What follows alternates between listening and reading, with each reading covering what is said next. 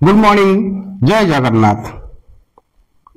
आसतु आम देखा से दिन रातिर कहानी।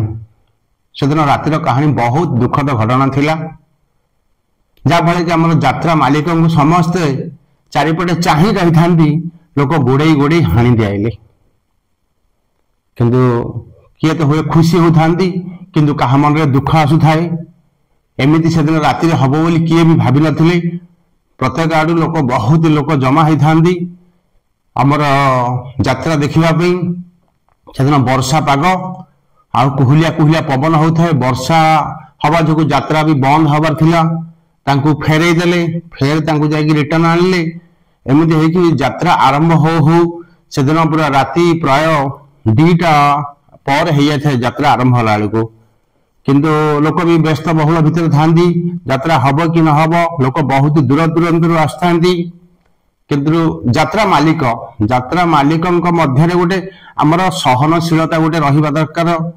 आर जो कथबार्ता नहीं प्रत्येक जिनस पाखे गोटे सेमती गोटे सहनशीलता लोक देखा पाइले लोकंर आउरी गोटे मनोबुद्धि बढ़िबो, कहवा शैली चलवा शैली।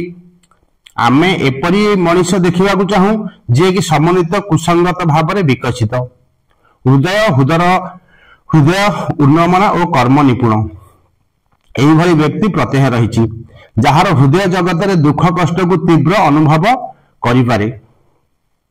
किंतु मधु दुनिया तो बहुत लोग अच्छा, समस्त मन में कौन एमतीका भाव विहल कौन रही।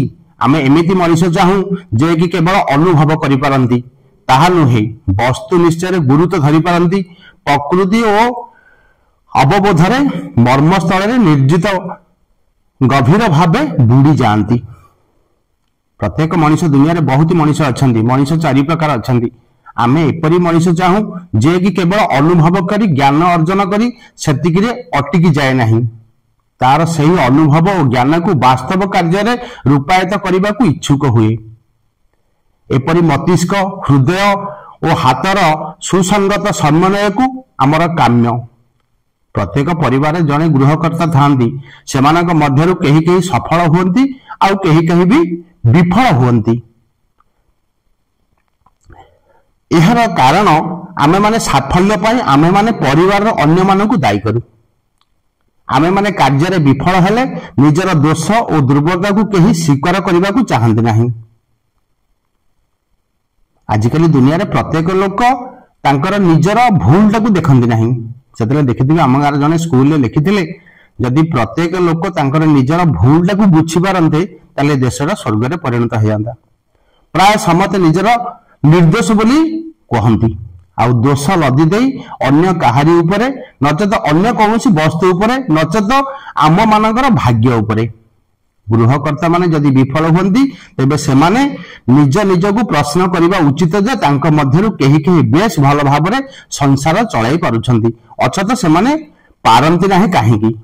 देखा जिवो जे सब किछि निर्भर करुथिबा सेही व्यक्तिक उपरे, एवं जे पार्थक्य आमे माने देखु ताहा जे व्यक्ति उपस्थित बा ताहांको व्यक्तित्व। यात्रा तो भगवान चली थाए, राति जाक दर्शक माने देखु थांदी। यात्रा बहुत ही माने भाव विहल यात्रा।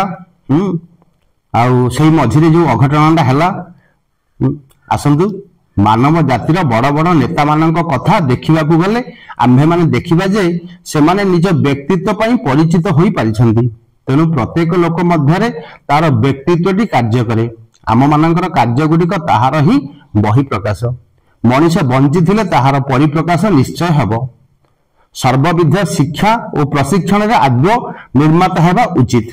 मनुष्य किंतु ता परिवर्ते सब बेले निजर बाहरटी को माजी घसी चाकचम्यक करिवार व्यस्त, किंतु अंतरटा को किए सफा करंतिनी। बाहरीटा को सदाले समस्ते साबुन तेल क्रीम पाउडर लगे चाकचम्यक करंती, किंतु उपरटा चिकना देखे। भितरे जदि किछि न थाए तेबे केवल बाहर को चाकचक्य करिवा लाभ कौन? मनुष्य को उन्नत करिवा सर्वविधि शिक्षादान उद्देश्य और परिणत। जो व्यक्ति अन्य मानक उपरे प्रभाव करिपारंती से समजातीय व्यक्ति को कुहुक कला भरी बस करती। से जेपरिक शक्तिर गोटाए उत्स विशाल पिंड, एपरिक व्यक्ति जहा इच्छा ताहा करने को समर्थ होती। एपरी व्यक्तित्व जेकोसी कार्य सफलता लाभ करती। तेणुक उत्तम गुण संपन्न व्यक्तित्व संसार एकमात्र सार अटे। दर्शक बंधु आमर विषय वस्तुटी जो यात्रा आमर होउथिला सेथरे जे भेलियन रोल करथिले सीए होइछन्ती यात्रा मालिक। तेणुक रोलटा एमिति थिला तांको चारि पट घोड़े घोड़े हाणुथिले से भेलियन को। तेणु से लोक क्या दुख आसे क्या हस आसे जहाँ को एमती रोल करते बाहर हाणी देले आमती यात्रा आम सब देखिलु। सकाळु वर्षा होउतिला वर्षा रे जो झिपि झिपि ओदारे आम यात्रा देखिक आसिलु। आ से विषयटा मु आडी आपन कहूची रहुची। नमस्कार। जदि विषयटी आपन भल लागिथिबो सब्सक्राइब और शेयर करिवे। जय जगन्नाथ।